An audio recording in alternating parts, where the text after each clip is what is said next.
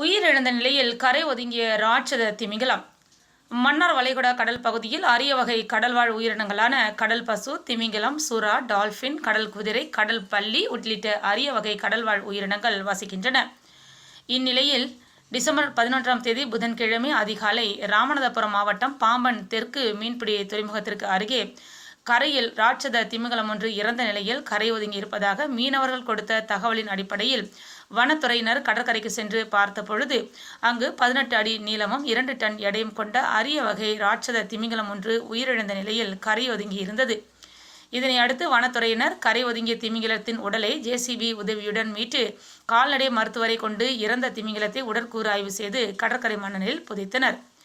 இறந்த திமிங்கலம் நீல திமிங்கல வகையைச் சேர்ந்தது. இந்த வகை திமிங்கலங்கள் 118 அடி நீளம் வரை வளரக்கூடியது. ஆனால் தற்போது இறந்த நிலையில் கரை ஒதுங்கிய திமிங்கலம் நீல திமிங்கலத்தின் குட்டியாக இருக்கலாம் எனவும், இது 18 அடி இருப்பதாகவும், பெரிய கப்பல் அல்லது கடலுக்கு அடியில் உள்ள பாறை போன்றவற்றாலோ மோதி அடிபட்டு இறந்து உடல் அலைகளால் அடித்து வரப்பட்டு பாம்பன் தெற்கு கடற்கரையில் ஒதுங்கியதா என்பது குறித்து உடற்கூறு ஆய்வின் முடிவில் தெரிய வரும் என வனத்துறை அதிகாரிகள் தெரிவித்துள்ளனர்.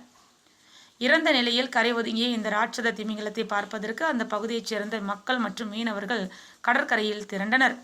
உயிரிழந்த திமிங்கலம் கப்பல் அல்லது பாறையில் மோதி உயிரிழந்ததா, அல்லது தற்போது கடலில் உருவாகியுள்ள புயலின் காரணமா, அல்லது கடலில் ஏற்பட்டுள்ள ராட்சத அலை காரணமா, இயற்கை உயிரினங்களுக்கு சுனாமி எச்சரிக்கை விடுக்கப்பட்டுள்ளதா என இயற்கை ஆர்வலர்கள் கேள்வி எழுப்பி வருகின்றனர்.